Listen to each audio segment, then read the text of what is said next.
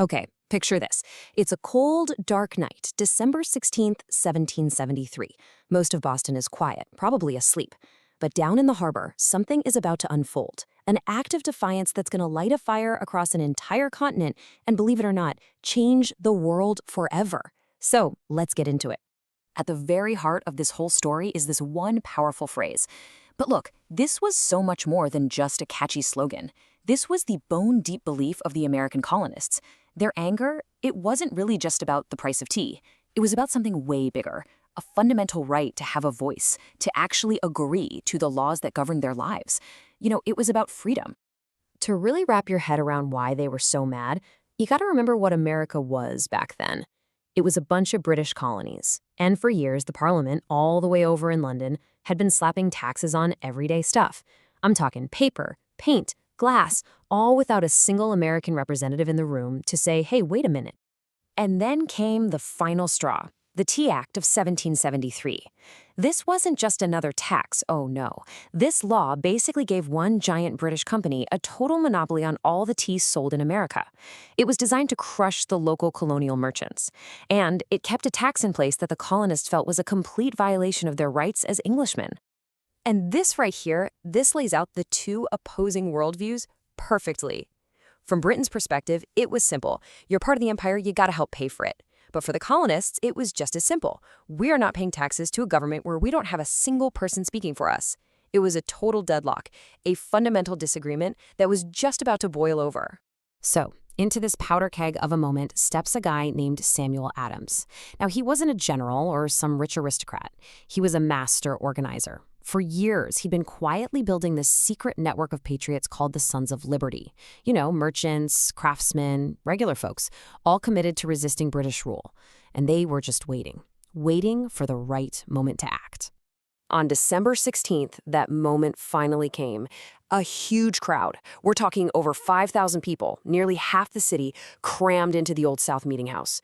They made one last desperate plea to the royal governor. Just send the tea ships back to England. The governor's answer? A flat no. The tax was going to be paid. Well, the place just exploded. Samuel Adams then gets up and says these 7 simple words. Now, if you were in the crowd, you might think he was admitting defeat. Like, well, we tried. It's over. But it wasn't. For those in the know, this was it. This was the secret, prearranged signal. The plan was a go. The second those words were spoken, men started moving through the dark streets. They disguised themselves as Mohawk warriors. Now, this wasn't to blame Native Americans. It was symbolic. It was their way of saying, we are no longer British subjects. We are something new, something American. And these weren't soldiers. These were doctors, blacksmiths, farmers, ordinary men about to risk everything. About 116 men made that choice that night. I mean, just think about that number. It's not an army, it's just a small group of incredibly determined citizens. They knew the punishment for what they were about to do was high treason, which meant a death sentence. But they moved silently towards the harbor in 3 groups, completely committed. Each group had a target, the Dartmouth, the Eleanor, and the Beaver. They swarmed the ships, but there was no fight. The ship captains and their crews, they knew what was happening.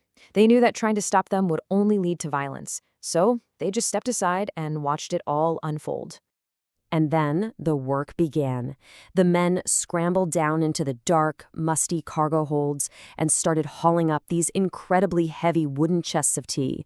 Crate after crate after crate, all 342 of them, lugged up onto the main decks. Then, with hatchets and axes, they just started splitting the chests open. For the next 3 hours, the only sounds you could hear were the crack of splintering wood and this huge splash as 46 tons of tea hit the freezing water of Boston Harbor. And on the docks, huge crowds just watched in total, stunned silence. But here's what's truly amazing about this. This wasn't some chaotic, drunken riot. It was a calculated, disciplined political protest. When they were all done, they actually swept the decks of the ships clean. They even replaced a padlock that they had accidentally broken. And then, just as quietly as they had arrived, they all just melted back into the night. So you can imagine, when news of this finally gets back to London, King George III was, well, he was absolutely furious. He didn't see this as a protest. He saw it as rebellion, treason, and he vowed that the city of Boston would be punished for it, swiftly and brutally. And this is where you can see the dominoes start to fall, one right after the other. The Tea Party leads directly to Parliament's harsh punishment. That punishment, in turn, leads the colonies to finally band together and form the First Continental Congress to figure out what to do next. You can draw a straight line from that one night in the harbor to a unified American resistance. Britain's response came in the form of a series of laws that the colonists nicknamed the Intolerable Acts. I mean, the name says it all. They were designed to just crush Boston. The port was completely sealed off, which strangled the city's economy. Their local government was dissolved, and thousands more British soldiers, the Redcoats, were sent in to enforce the king's will. But, and this is maybe the biggest irony of the whole story, the plan completely backfired. I mean, spectacularly.